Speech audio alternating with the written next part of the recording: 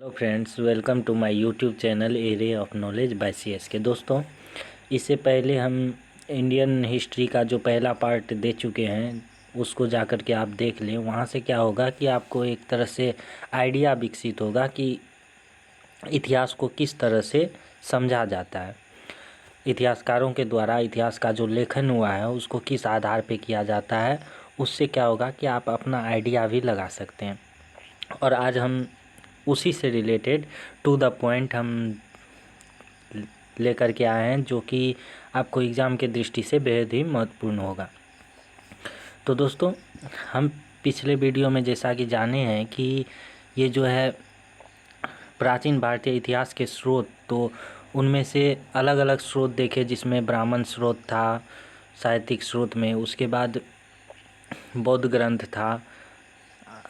इसी प्रकार से जब हम आगे की ओर बढ़ते गए तो अलग अलग स्रोत को देखे, तो जिसमें से हम अभी ब्राह्मण स्रोत से रिलेटेड आप लोगों को जैसे बताए हैं कि उस समय 4 वेद थे, ऋग्वेद, यजुर्वेद, सामवेद और अथर्ववेद। तो उनमें से अभी हम ऋग्वेद के बारे में बात करते हैं। तो ऋग्वेद में जो है 10 मंडल और 1028 सूक्त है। इस चीज़ को आप याद रखिएगा, 10 मंडल और 10 मंडल एवं 1028 सूक्त हैं। इसे पढ़ने वाले को होत्री कहते हैं, होत्री। ऋग्वेद के मंत्रों का जाप करने वाले को क्या बोलते हैं? होत्री बोलते हैं। दोस्तों, ऋग्वेद के पहला और 10वां मंडल जो है यह सबसे लास्ट में लिखा गया है, सबसे लास्ट में जोड़ा गया है पहला और 10वां मंडल। तीसरा मंडल सूर्य देवता सावित्री को समर्पित गायत्री मंत्र का उल्लेख करता है। तीसरा मंडल में गायत्री मंत्र है, इस चीज़ को याद रखिएगा। उसके बाद 9वां मंडल सोम देवता को समर्पित है। तो दोस्तों, आपको जिससे पता ही है कि पहला तथा 10वां मंडल, हम पहले भी बताएं कि जब इतिहास आप पढ़ते हैं तो इसको समझने का प्रयास कीजिए। आप देखिए कि हम क्या पढ़े हैं। तो यहाँ देखिए कि पहला और 10वां मंडल क्या है कि बाद में जोड़ा गया है, और चतुर्वर्ण व्यवस्था का उल्लेख भी 10वां मंडल में आता है। तो इसका मतलब यह है कि ऋग्वैदिक काल में पहले कोई वर्ण व्यवस्था नहीं थी। उसके बाद 10वां मंडल में जो है चतुर्वर्ण व्यवस्था का उल्लेख किया गया है। इस चीज़ को हम आगे भी वैदिक सभ्यता में अच्छी तरह से पढ़ेंगे, तो इस चीज़ को आप यहाँ याद रखिएगा। दोस्तों, आप लोगों को यहाँ बता दें कि यूनेस्को द्वारा ऋग्वेद के 30 पांडुलिपियों को UNESCO memory of world register में शामिल किया गया है। नेक्स्ट हम बढ़ते हैं यजुर्वेद की ओर।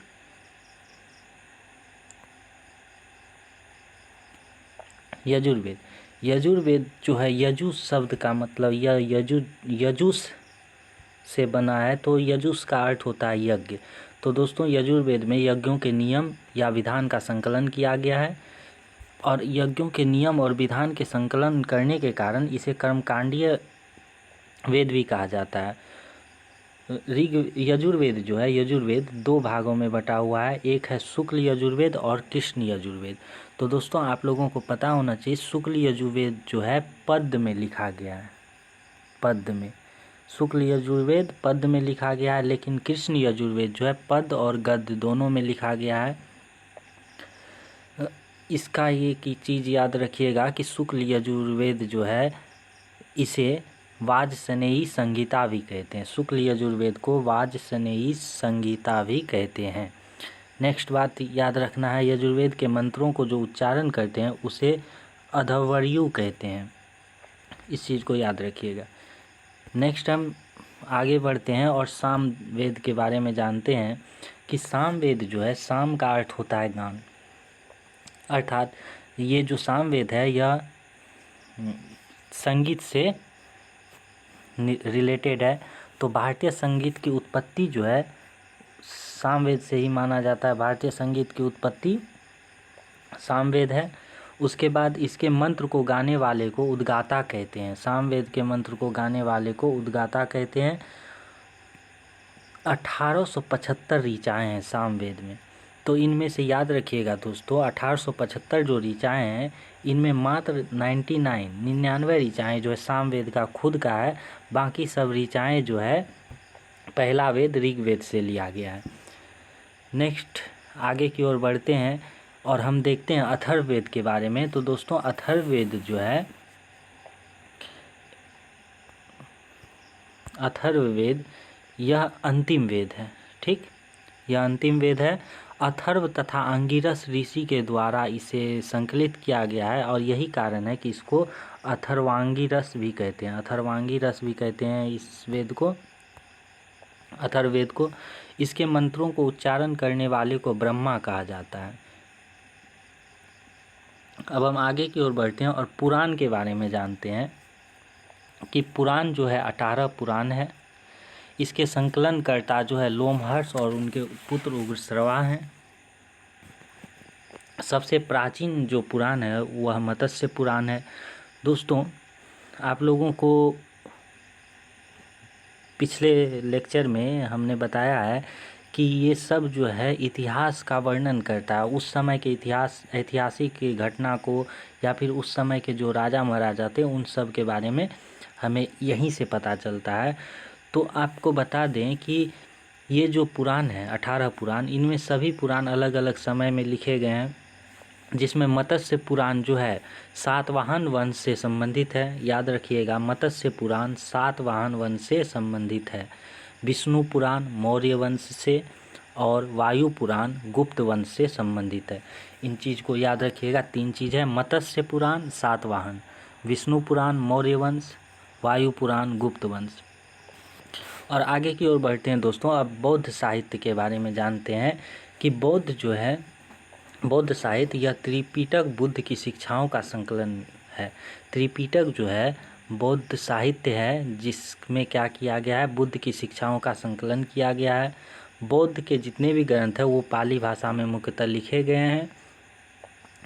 जातक में बुद्ध के पूर्व जन्म की घटना का वर्णन है। ये क्वेश्चन अक्सर पूछा जाता है जातक के बारे में, तो ये याद रखिएगा, जातक में बुद्ध के पूर्व जन्म की घटना का वर्णन है। दीपवंश तथा महावंश ये दोनों जो है पाली ग्रंथ है जो कि मौर्यकालीन इतिहास की जानकारी देता है। इससे हमें मौर्यकालीन इतिहास की जानकारी मिलती है, किससे, दीपवंश और महावंश से। आगे की ओर बढ़ते हैं। त्रिपिटक के बारे में हम जानते हैं कि ये जो बुद्ध की शिक्षाओं का संकलन जिसमें है त्रिपिटक में, इसको 3 भागों में बांटा गया है। एक है विनय पिटक, दूसरा है सूक्त पिटक और अभिधम्म पिटक। जो विनय पिटक है उसमें संघ संबंधी नियम और आचार संबंधी शिक्षा की बात की गई है। सूक्त पिटक जो है धार्मिक सिद्धांत एवं उपदेश दिए गए हैं इनमें, और अभिधम्म पिटक जो है दार्शनिक सिद्धांतों का संग्रह है।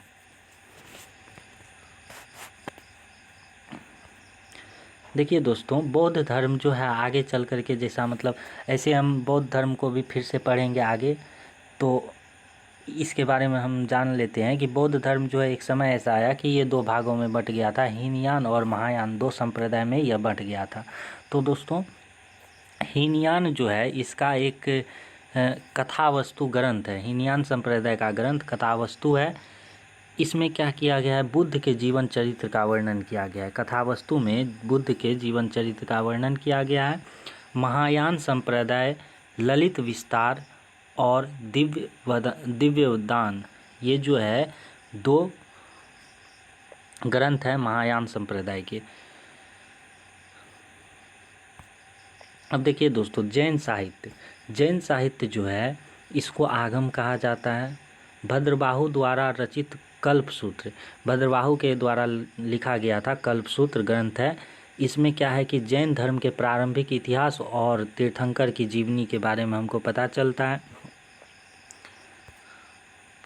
देखिए दोस्तों, इसके बाद हम पिछले वीडियो में देखे हैं कि लौकिक साहित्य भी था, जिससे हमको ज्ञान मिला है, पता चला है कि कब उस समय का किस तरह से शासन चलता था, हिस्ट्री को मतलब जानने का एक स्रोत मिला है। तो लौकिक साहित्य में आप याद रखिएगा, अष्टाध्यायी जो है ये पाणिनि के द्वारा लिखा गया व्याकरण ग्रंथ है। अष्टाध्यायी ये पाणिनि के द्वारा लिखा गया व्याकरण ग्रंथ है। उसके बाद मुद्रा राक्षस के बारे में आपको पता होना चाहिए कि ये विशाख दत्त के द्वारा लिखा गया है और इसमें मौर्य काल के बारे में पर्याप्त जानकारी मिलती है। मुद्रा राक्षस में मौर्य काल के बारे में जानकारी मिलती है। वहीं है महाभाष्य। तो महाभाष्य पतंजलि के द्वारा लिखा गया और ये पुष्यमित्र शुंग के विषय में जानकारी मिलती है। महाभाष्य में पुष्यमित्र शुंग के बारे में जानकारी मिलती है।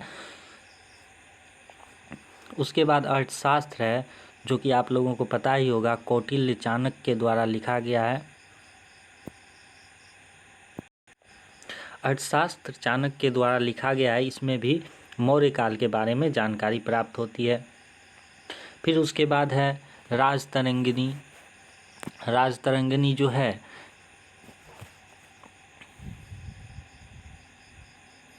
कलहन के द्वारा लिखा गया है। उसके बाद इसमें एक चीज़ याद रखिएगा, राजतरंगिणी में कश्मीर के राजवंशों की क्रमबद्ध जानकारी मिलती है हमें।